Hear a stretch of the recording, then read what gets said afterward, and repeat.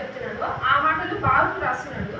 అయితే బారూకు ఎవరి గురించి రాస్తున్నాడంటే బారూకు గురించి బారూకే రాసుకుంటున్నాడు.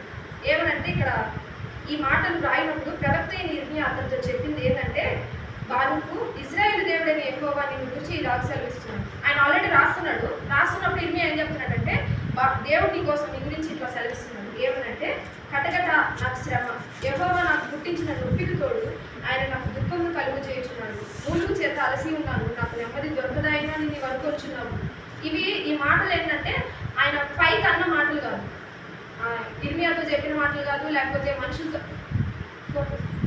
ఇర్మియాతో చెప్పిన మాటలు కాదు, బయటకు చెప్పిన మాటలు కాదు, కానీ ఇవి మనసులో అనుకున్న మాటలు.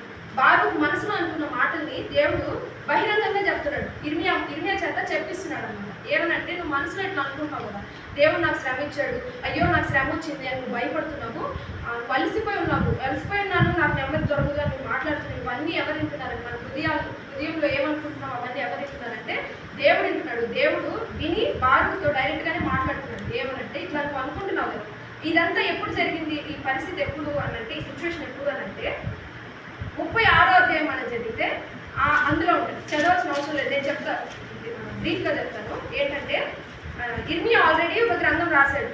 అందులో ఏం రాశాడంటే, ఈ యెహోయాకీం రాజు బబులోను రాజు చేతికి అప్పగించి పడతాడు, ఆయన చచ్చిపోతాడు, ఇవన్నీ రాశాడు అన్నమాట. దేశం యూదా పట్టణం యెరూషలేం పట్టణం నాశనం అయిపోతే ఆయన రాసినప్పుడు అది రాజు చదివి బారూకుని ఇర్మియాని చంపేయమని ఆజ్ఞించినప్పుడు వీళ్ళు దాగుకొని ఉన్న సమయంలో ఇది జరిగింది. రాజు చేతికి చిక్కకుండా దాగుకొని ఉన్నప్పుడు ఆ టైంలో ఇది జరిగింది. ఎట్లా మనం ఇది తెలుసుకోవచ్చు అంటే, పైన యూదా 1వ వచనం స్టార్టింగ్లోనే చెప్తాడు ఏ టైంలో జరిగిందని. యూదా రాజును యోషియా కుమారుడినైన యెహోయాకీము ఏలుబడి యందు 4వ సంవత్సరం జరిగింది. 36వ అధ్యాయం కూడా అదే టైంలో జరిగింది. 36వ అధ్యాయం తర్వాత యెహోయాకీము రాజు వెళ్ళిపోయాడు, దాని తర్వాత సిద్కియా రాజు వచ్చాడు, తర్వాత ఇర్మియా తీసుకొని గుండెలో వేశారు, ఇదంతా జరుగుతుంది. అదంతా అయిపోయిన తర్వాత మళ్ళీ ఫ్లాష్ బ్యాక్ గురించి 45 అధ్యాయంలో రాస్తారన్నమాట. అయితే ఇక్కడ మొదటిగా ఆయన ఏం చేస్తున్నాడంటే, బారూకు హృదయంలో భయపడుతున్నాడు. ఆయనకు వచ్చిన శ్రమను బట్టి భయపడుతున్నాడు. ఆయనకు వచ్చిన శ్రమ ఏంటి అని అంటే, ఆయన ప్రజలు ఒక పక్క నాశనం అయిపోతున్నారు, వాళ్ళ దేశ ప్రజలు నాశనం అయిపోతున్నారు. రెండోది, పిల్లలు రాజు చేతి నుంచి దాక్కొని తిరుగుతున్నారు, రాజు చేతికి చిక్కకుండా దాక్కొని తిరుగుతున్నారు. అది వాళ్ళకి వచ్చేసారు. వాళ్ళకి వచ్చిన కష్టం ఏంటంటే అది. అయితే నాకు నొప్పికి తోడు ఆయన దుఃఖం కలుగు చేస్తున్నాడు అని చెప్పి దేవుణ్ణి బ్లేమ్ చేస్తున్నాడు అన్నమాట. ఆయన పైకి అంటే మన బాధను వెళ్ళగక్కుతున్నాం. ఇందాక మనం 88వ కీర్తన చదివాం కదా, కోరహ కుమారుడు రాసిన కీర్తన. బయటికి దేవుడితోనే డైరెక్ట్గా చెప్తే అది ప్రార్థన చేసినట్టు, దేవుడి సన్నిధిలో వేదన పడినట్టు. మనసులో మనమే అనుకుంటే ఏంటి, దేవుడి మీద ఆయాసపడడం, సనుక్కోవడం. దేవుడు నాకు దుఃఖం ఇస్తున్నాడు, దేవుడు నాకు వేదన ఇస్తున్నాడు, అయ్యో నాకు శ్రమ, కటకట అని ఎప్పుడు అంటారు? ఏదైనా కన్ఫ్యూజన్, భయం కలిగి అయ్యో ఇప్పుడు ఏం చేయాలి అని ఏం తెలియని స్థితిలో కటకట. అట్లాంటి స్థితిలో ఇక్కడ బారుకున్నాడు. మొదటిగా ఆయన శ్రమ రాగానే ఆయన ఏమవుతున్నాడంటే భయపడుతున్నాడు, భయపడి కన్ఫ్యూజ్ అయిపోతున్నాడు. ఆయనకి ఏం తెలియట్లేదు, దేవుడు నాకు శ్రమ ఇచ్చాడు అని ఆయన హృదయంలో ఆయనే కృంగిపోయి భయపడుతున్నాడు. అయితే మనం అట్లాంటి స్థితిలో, శ్రమ అనుభవించే స్థితిలో మనం ఎలా ఉండాలంటే భయపడే వారంగా ఉండకూడదు. కానీ యోబు చెప్తున్నాడు, 4వ అధ్యాయము 3వ అధ్యాయం 4వ వచనంలో, ఆ దినము అంధకారమగును గాక, పైనుండి దేవుడు దాన్ని పెంచుకుండును గాక, వెలుగు దాని మీద ప్రకాశింపకుండును గాక. 4వ అధ్యాయం 5వ వచనం. అయితే ఇప్పుడు శ్రమ నీకు కలగగా నీవు దుఃఖాక్రాంతుడవైతివి, అది నీకు తగులగా నీవు కలవరపడుచున్నావు. నీ భక్తి నీకు ధైర్యము పుట్టింపదా, నీ యథార్థ ప్రవర్తన నీ నిరీక్షణకు ఆధారము కాదా. అయితే ఇక్కడ ఈ మాట ఎవరు చెప్తున్నారంటే ఎలీఫజ్ చెప్తున్నాడు. ఏమంటున్నాడంటే, శ్రమ వచ్చినప్పుడు నువ్వు కృంగిపోతున్నావు, నువ్వు దుఃఖాక్రాంతుడు అయిపోతున్నావు, కానీ ఆ టైంలో మనం ఏం చేయాలని చెప్తున్నాడంటే, నీ భక్తి నీకు ధైర్యం పుట్టింపదా. ఇప్పుడు దాకా నువ్వు భక్తి పరంగా నడుచుకున్నావు దేవుడి సన్నిధిలో, శ్రమ వచ్చే ముందు వరకు నువ్వు భక్తి చూపించావు, నువ్వు యథార్థంగా నడుచుకున్నావు, అవన్నీ నీకు ధైర్యం పుట్టించవా? నువ్వు ఎందుకు భయపడుతున్నావు? శ్రమ వస్తే నువ్వు ఎందుకు భయపడుతున్నావు? దేవుడు నాకు దుఃఖాన్ని ఇచ్చాడు, దేవుడు నాకు ఇది ఇచ్చాడు అది ఇచ్చాడు అని బాధపడుతున్నావు కదా, నువ్వు ఎందుకు బాధపడాలి? నీకు ధైర్యం ఏమైంది? నీ భక్తి ఉంది కదా, నీ యథార్థత ఉంది కదా, దేవుడి సన్నిధిలో మనం యథార్థంగా నడుచుకుంటున్నావు కదా, అప్పుడు అవన్నీ ఎట్టుపోయాయి. దానివల్ల అది నీకు ధైర్యం ఉంటుంది. అంటే ధైర్యం లేదు అని అంటే ఏంటి అర్థం? యథార్థత లేదు, భక్తి లేదని అర్థం. భక్తి యథార్థత ఉంటే ఏమొస్తుంది? మనకి ధైర్యం వస్తుంది. ఆ ధైర్యంతోనే ఒకసారి మనం కీర్తనలు 7వ అధ్యాయం మనం చూస్తే 4వ వచనం, నా చేత పాపం జరిగిన ఎడల నాతో సమాధానంగా నుండిన వానికి నేను కీడు చేసిన ఎడల శత్రువు నన్ను తరిమి పట్టుకొననివ్వు, నా ప్రాణమును నేలకు అనగద్రొక్కనివ్వు. ఇది ఎవరు చెప్తున్నారంటే దావీదు.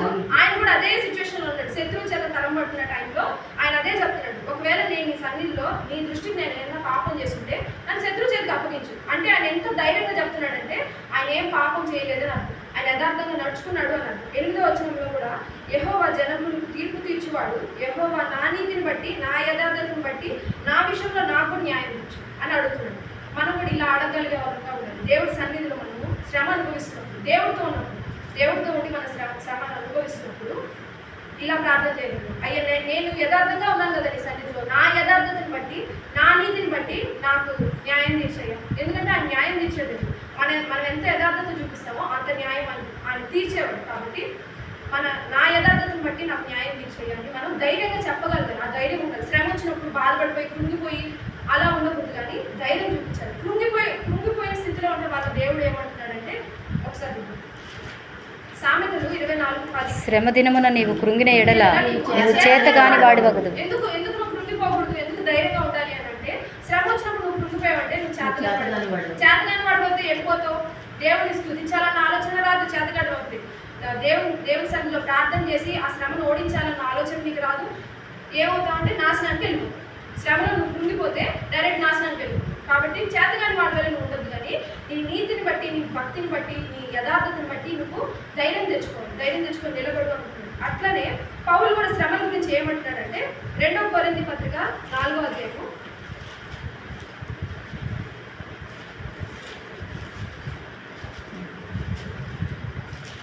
17. మేము దృశ్యమైన వాటిని చూడక 16 నుంచి కావున మేము అధైర్యపడము. మా బాహ్య పురుషుడు కృషించుచున్నాను, ఆంతర్య పురుషుడు దినదినము నూతన పరచబడుచున్నాడు.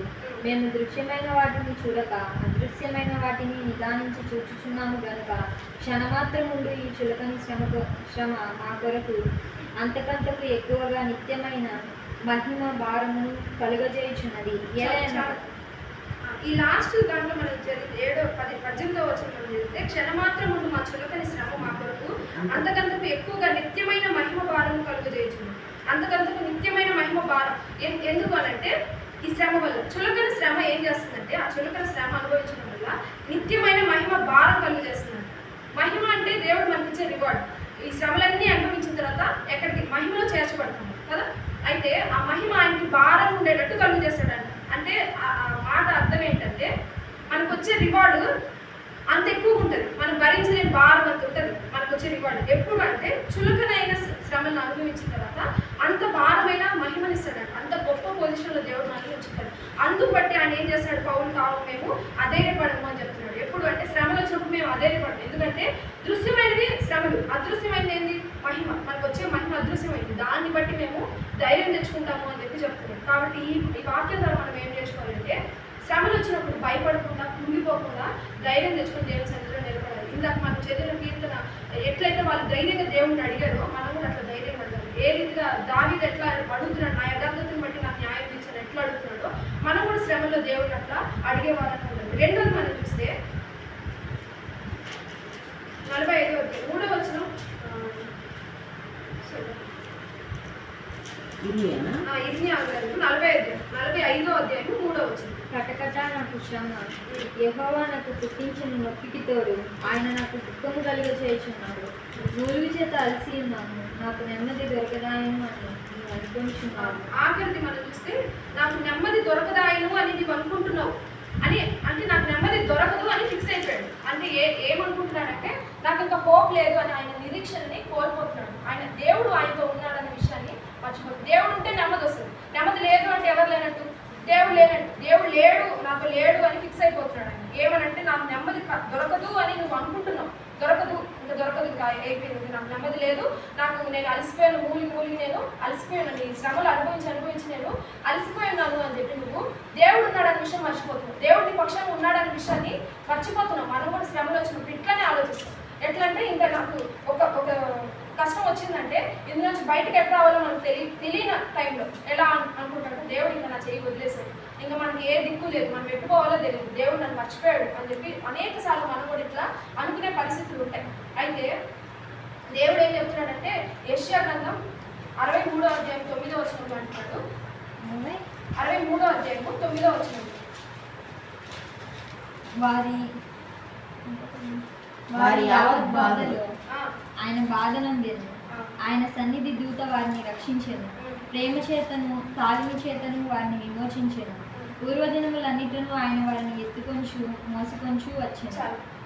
పూర్వ దినములంతా ఆయన ఎట్లా ఎట్లా నడిపించాడంటే వాళ్ళని ఎత్తుకుంటా మోసుకుంటా వచ్చాడంట. ఆ విషయాలన్నీ మర్చిపోతున్నారు. దేవుడు మనతో ఉన్నాడు అనే విషయాన్ని మర్చిపోయి నాకు అసలు నెమ్మదే దొరకదు, నేను అలసిపోయాను, దేవుడు నాకు దుఃఖం మీద దుఃఖం, నొప్పి మీద దుఃఖం ఇచ్చాడు అని చెప్పి ఏం చేస్తామంటే దేవుడు మర్చిపోతాం. దేవుడు మనతో ఉన్నాడు అనే విషయాన్నే మర్చిపోతాం. దేవుడు మనల్ని విడిచిపెట్టేశాడని భ్రమపడతా ఉంటాం. అయితే దేవుడు ఏం గుర్తు చేస్తున్నాడంటే నీ శ్రమకు ముందంతా నువ్వు బ్రతికిన దినములు ఉన్నాయి కదా, ఆ దినములంతా నేను నీ శ్రమలు వచ్చిన, వేదన వచ్చిన, బాధ వచ్చిన నేను ఏం చేశానంటే నేను ఎత్తుకొని మోసుకొని నడుచుకుంటా పోయా. నా తాలిమి చేత నిన్ను ప్రేమించాను. తాలిమి అని అంటే మనల్ని భరించాడు. ఫోన్లే పాపం ఈ ఒక్కసారికే కదా, ఫోన్లే తప్పు చేశాడు, ఫోన్లే ఫోన్లే అనుకొని నేను ప్రేమిస్తూ వచ్చాను. నా ప్రేమ చేత తాలిమి చేత నేను రక్షిస్తూ వచ్చాను. నా దూత నీకు రక్షణగా ఉంది అని చెప్పి దేవుడు వాక్యం చదివిస్తుంది. ఇవన్నీ మనం మర్చిపోయి ఏం చేస్తామంటే నాకు నెమ్మది లేదు, నాకు దేవుడు నాకు చేయవలసింది, ఈ శ్రమ నుంచి నేను ఎట్లా నా బయటకి ఎట్లా తెలియదు అని చెప్పి ఎటు తోచే స్థితిలో బారుకున్నాడు. ఇవన్నీ ఆయన బయటకు అనలేదు, మనసులోనే అనుకుంటున్నాడు. కానీ మనసులో అనుకున్నా కూడా దేవుడు దానికి ఆన్సర్ చేస్తున్నాడు. ఆయన ఎలాంటి దేవుడు అంటే హృదయాంతరంగాన్ని పరిశీలించి వాటికి కూడా జవాబిచ్చే దేవుడు. కాబట్టి బారుకు కూడా మనసులో వేదన ఉందా దానికి కూడా నెమ్మది కలుగజేయడానికి అవన్నీ గుర్తు చేస్తున్నాడు దేవుడు. గుర్తు చేసి నువ్వు ఇట్లా అనుకుంటున్నావేమో, నేను నీకు నెమ్మది లేదు అని అనుకుంటున్నావేమో, కానీ నేను నిన్ను ఇన్ని రోజులు ఎట్లా చేశానంటే ఎత్తుకొని మోసుకొని వచ్చాను. నువ్వు శ్రమలో నువ్వు ఒక్కడే లేదు, నేను కూడా ఉన్నాను ఈ శ్రమంలో. నువ్వు నడవలేదు కానీ నేను నడుస్తూ నేను ఎత్తుకొని మోసుకొని వచ్చే శ్రమంలో అని చెప్పి దేవుడు గుర్తు చేస్తున్నాడు. అట్లనే దేవుడు శ్రమంలో మనకి తోడుగా ఉంటాడనే విషయం మర్చిపోయాడు. అలానే హెబ్రీ పత్రిక 2:18 మనం చూస్తే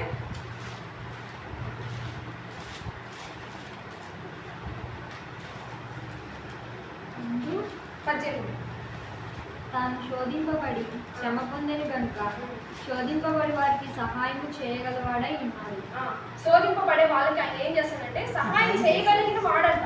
ఆ విషయం కూడా మర్చిపోతున్నాం. ఒక్కోసారి మర్చిపోతాం దేవుడు మనకు సహాయం చేయగలిగిన సమర్థుడు అని మర్చిపోతాం. ఎందుకు సహాయం చేయగలిగినంటే ఆయన కూడా ఈ లోకంలో వచ్చి బ్రతికినప్పుడు మనుషులు మనం ఎట్లా శ్రమ పడుతున్నామో ఆయన కూడా అట్లా శ్రమ పడ్డాడు, మనకంటే ఎక్కువే పడ్డాడు. కాబట్టి ఆయనకి మనం పడే నొప్పి తెలుసు కాబట్టి ఆయన మనకి సహాయం చేయడానికి సమర్థుడు. కానీ ఆ విషయం మర్చిపోయి అనేకసార్లు మనం కూడా నాకు ఇంక నెమ్మది లేదు, నాకు ఇంకా ఆదరణ లేదు, నాకు ఏ తోడు లేదు, నాకు ఎవరు రక్షించడానికి ఇందులోంచి బయటకు తీసుకురావడానికి ఎవ్వరు లేదు అని చెప్పి ఒక్కోసారి మనలో మనమే బాధపడుతుంటాం. దేవుడి దగ్గరికి వెళ్ళాలనే విషయం మర్చిపోయి దేవుడిని మర్చిపోయి బాధపడుతుంటాం. కాబట్టి దేవుడు ఏం గుర్తు చేస్తున్నాడంటే నిన్ను నేను ఎత్తుకొని నడిపించేవాడిగా ఉన్నాను, నీకు సహాయం చేసేవాడిగా ఉన్నాను. ఇంకోటి 2 కొరింథీ 1:4 చూస్తే కొన్ని రెఫరెన్స్లు ఎక్కువ ఉన్నాయి. ఏమవుతుందో 1:4 దేవుడు మమ్మల్ని ఏ ఆదరణతో ఆదరించుచున్నాడో ఆ ఆదరణతో ఎట్టి శ్రమలో ఉన్న వారినైనా ఆదరించుటకు శక్తి గలవారమగునట్లు ఆయన మా శ్రమ అంతటిలో మమ్మల్ని ఆదరించుచున్నాడు. శ్రమ అంతట్లో ఆయన ఆదరిస్తున్నాడు.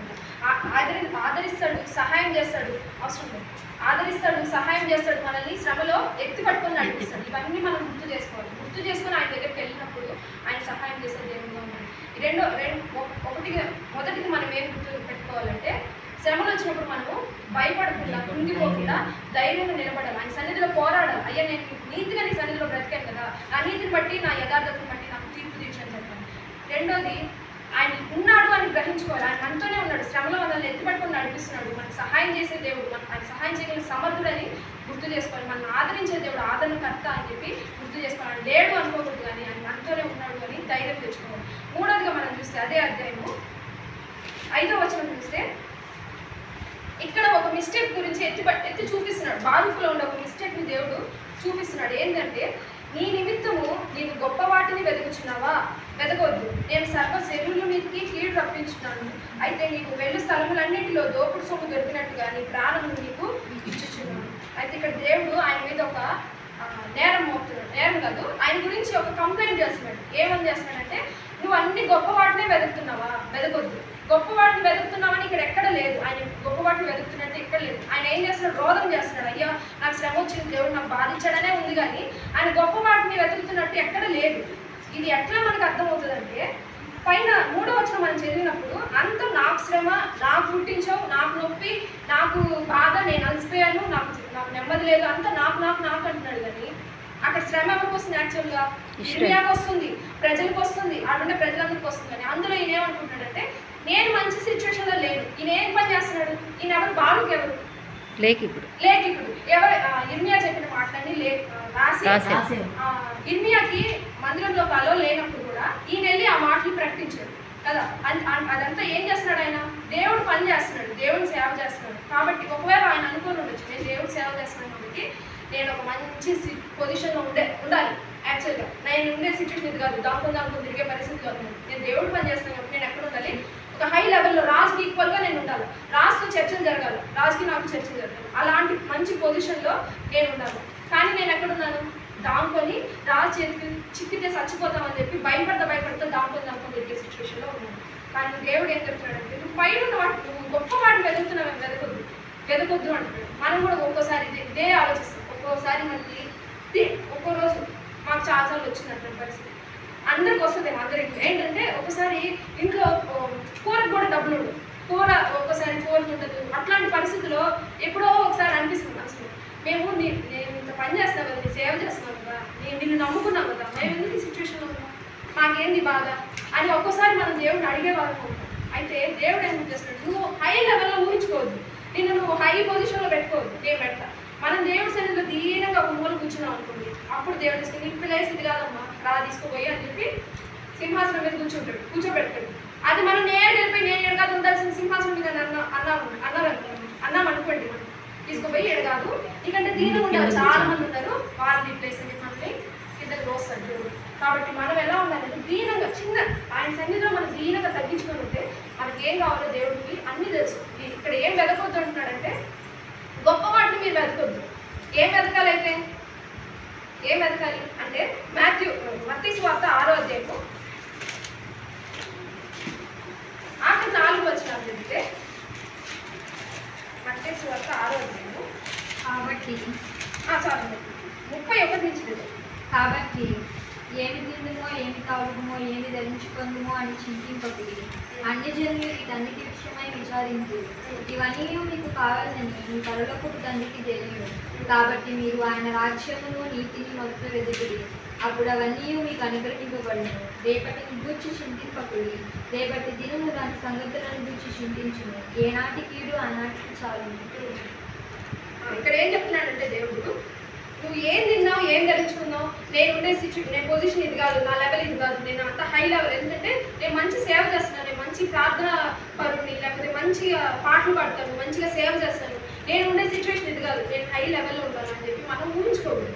అవన్నీ ఎవరు చేస్తారంటే అన్యులు అంట చేసేది. ఏం తింటావు, ఏం తాగుతావు అని ఆలోచించేది. మనకి ఎక్కువసార్లు ఇదే ఆలోచిస్తాం. మనకి శ్రమ వచ్చినప్పుడు ఈరోజు ఏంటి దేవుడు పసుపు పెట్టాడు, ఈరోజు ఈ పరిస్థితి ఏంటి, అప్పైంది, అదేంటి, ఇదేంటి, డబ్బులు లేవే, అది లేదు, ఇది లేదు అని దేవుడిని చాలాసార్లు వ్యసనం పెడతా ఉంటాం. ఆయనకి చిరాకు తెప్పిస్తూ ఉంటాం. అయితే దేవుడు ఏమంటాడంటే, అవన్నీ నాకు తెలుసు, అవన్నీ నీకు ఇవ్వాలని నాకు తెలుసు, నీకు ఏది అవసరమో, ఎప్పుడు ఏది అవసరమో, నీకు ఈ పలానా టైంలో నీకు బైక్ అవసరమా నాకు తెలుసు. నువ్వు ఇప్పుడు ఒక LKG పిల్లోడు ఉన్నాడు అనుకోండి, పిల్లోడు బాయ్స్ ఎక్కువ కార్స్, బైక్స్ ఇవే ఇంపార్టెంట్. ఒక LKG కాదు కానీ ఒక 5th క్లాస్ ఇప్పుడు చింకు ఉన్నాడు.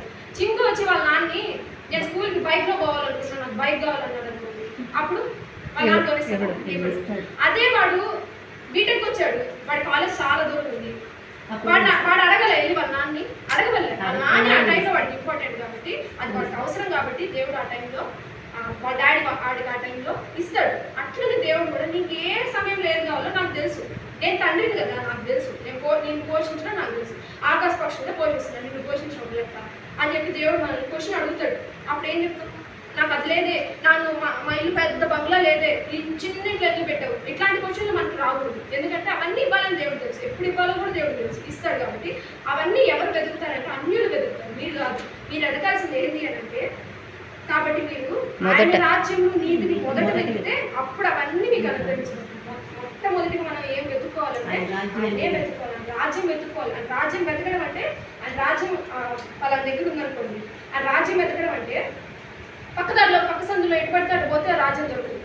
ఆయన మార్గంలో నడుచుకుంటూ పోతేనే రాజ్యం దొరుకుతుంది. ఎలా పోవాలంటే ఆయన నీతిని బట్టి, ఆయన నీతిని అనుసరిస్తూ, ఆయన నీతిని అనుసరించుకుంటూ ఆయన రాజ్యానికి ఆయన మార్గంలో నడుచుకుంటూ వెళ్తే ఆయన రాజ్యం మనకు దొరుకుతుంది. ఆయన రాజ్యానికి వెళ్తే ఇంకా అక్కడ ఏ బాధ ఉండదు, ఏ లోటు ఉండదు, తినడానికి తిండి తక్కువ కాదు, ఆకలి దప్పులు లేవు, అట్లాంటి ప్లేస్ లో మనల్ని ఉంచుతాడు దేవుడు. అయితే లాస్ట్గా ఆయనకి ఇవన్నీ చేసినా కూడా ఇవన్నీ ఆయనకి గుర్తు చేసి కూడా దేవుడు లాస్ట్లో ఏమి ఇస్తున్నాడు అంటే అన్నిటికంటే శ్రేష్టమైనది ఆయనకి ఇస్తున్నాడు.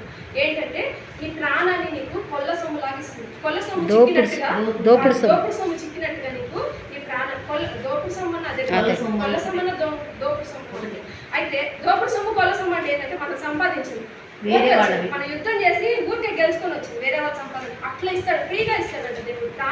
ప్రాణం ఆహారం కంటే ప్రాణము, వస్త్రం కంటే దేహము గొప్పవి కదా, అట్లాంటి దేవుడు ఇస్తాడు. అయితే ఇవన్నీ కూడా ఎప్పుడు బారుకు ఆలోచిస్తున్నాడంటే దేవుడు వాళ్ళతో ఉన్నాడని మర్చిపోయి అప్పుడు ఆలోచిస్తున్నాడు. ఆ దేవుడు వాళ్ళతో ఉన్నాడు. ఎట్లా ఉన్నాడంటే 36వ అధ్యాయం లాస్ట్లో 36వ అధ్యాయంలో ఇర్మియా 36వ అధ్యాయంలో ఉంటుంది. 36వ అధ్యాయము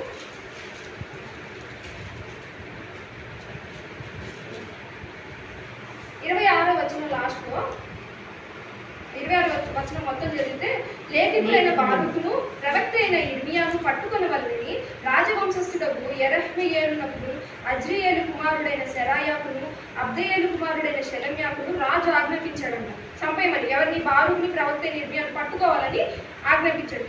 కానీ కింద ఏముందంటే యెహోవా వారిని దాచాడు. ఈ టైంలోనే 36వ అధ్యాయం ఏ టైంలో జరిగిందో ఆ టైంలోనే 45వ అధ్యాయం కూడా జరిగింది. ఎప్పుడంటే యెహోయాకీము 4వ సంవత్సరం, యెహోయాకీము ఏలుబడిలో 4వ సంవత్సరం. అయితే ఈయన ఎక్కడున్నాడంటే యెహోవా దాచిపెట్టున్నాడంటే ఆ దాచిపెట్టిన సంగతే మర్చిపోయి ఆయన బయట ఫ్రీగా తిరగలేకపోవడం వల్ల లేకపోతే ఎందుకు అంత బాధపడుతున్నాడండి. ఆయనతో పాటు ఇర్మియా కూడా అదే పరిస్థితిలో ఉన్నాడు. కానీ ఇర్మియా బాధపడట్లేదు, కానీ బారూకు బాధపడుతున్నాడు.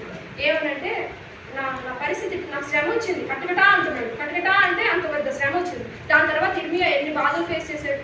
బురదగుంట్లో పట్టాడు, ఆయన చెరసాల్లో వేశారు, ఆయన నుంచి గుడ్లు వేశారు, తను బురదగుడ్లు వేశారు. ఇన్ని చేసినా కూడా ఇర్మియా ఎక్కడ అట్లా మాట్లాడలేదు. కానీ బారూక్కి ఏం రాలేదు అసలు. జస్ట్ దాంకొని ఉన్నాడు ఆయన అంతే. బారూక్ని ఎక్కడ చెరసాల్లో వేయలేదు కదా, ఆయన జస్ట్ దాంకొని ఉన్నాడు.